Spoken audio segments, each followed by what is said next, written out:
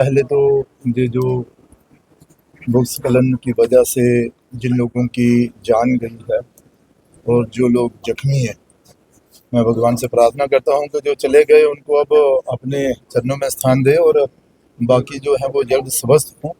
इस समय हम नारायणा हॉस्पिटल में हैं और आप देख रहे हैं कि जहां पर जो घायल हैं उनका अच्छे से इलाज चल रहा है।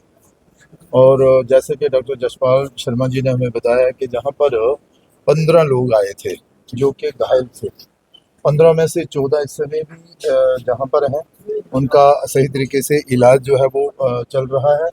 और एक जो है वो स्व इच्छा से हॉस्पिटल से बाहर जो है वो चले गए हैं। और अ, जो जानकारी प्राप्त हुई है घायलों से, उनका कहना तो है कि भाई इलाज तो सब ठीक चल रहा है, सुविधाएं तो सारी मिल रही हैं, लेकिन जो उनसे बिछड़ गए हैं उनका उनको गम है, उनको ढूंढ रहे हैं। मुझे रेशो क्या है, कितने लोग इंजर्ड हैं, कितने की डेथ ऐसा है कि भाई इस समय 14 लोग जहाँ पे हैं जो इंजर्ड हैं और एक जो है वो चले गए हैं।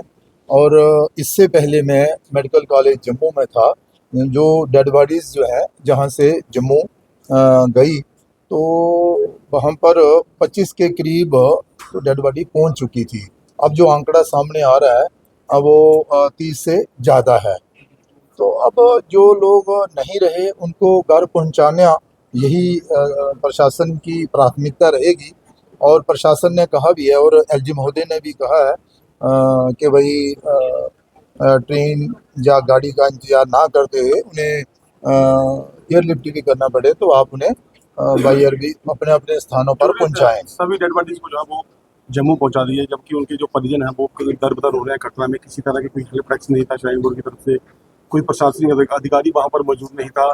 तो क्या उचित है इन चीज़ों के लिए कि यात्रा को जब वैष्णो देवी भेजा जाए, एडवाइजरी जारी हुई थी जम्मू कश्मीर की तरफ से कि आप स्कूल बंद थे, सभी चीज़ें बंद थी, तालमी इदारे थे? नहीं, जो जानकारी हमें प्राप्त हुई है उसके अनुसार ये था कि यात्रा बंद कर दी गई थी, परंतु जो लोग पहले से ही चले गए थे ऊपर, ये जितने भी लोग घायल हुए हैं या जिन्होंने अपनी जान गंवाई है वो वही लोग हैं जो दर्शन करने के बाद आ रहे थे।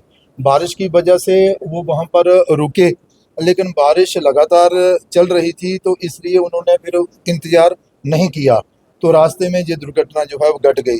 अब जब घायलों से जो बातचीत हुई है उनका कहना ये था कि शायद क्लाउड बर्स्ट हुआ है, बहुत बड़ी एक कोई बिजली चमकी और आवाज़ आई और उसके बाद पूरा का पूरा पानी मिट्टी पहाड़ी नीचे आ गया।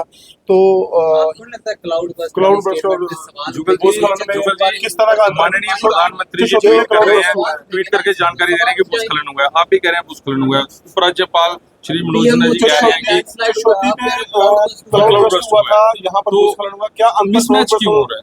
ऐसा है कि भाई जो यहाँ पर घायल लोग हैं, मुझे तो उनसे बातचीत करने का मौका मिला, तो उन्होंने जो बताया कि भाई हम तो बारिश हो रही थी और हम वो जो पैसेंजर शेड रहता है वहाँ पर रुके हुए थे, अचानक एक बहुत बड़ी बिजली चमकी, आवाज़ आई और उसके बाद ही पानी मिट्टी गड्ढा जो भी था वो सारा का सारा नीचे आ गया। उसके बाद का पता ही नहीं है कि भाई हम कब और कहाँ पहुँचे।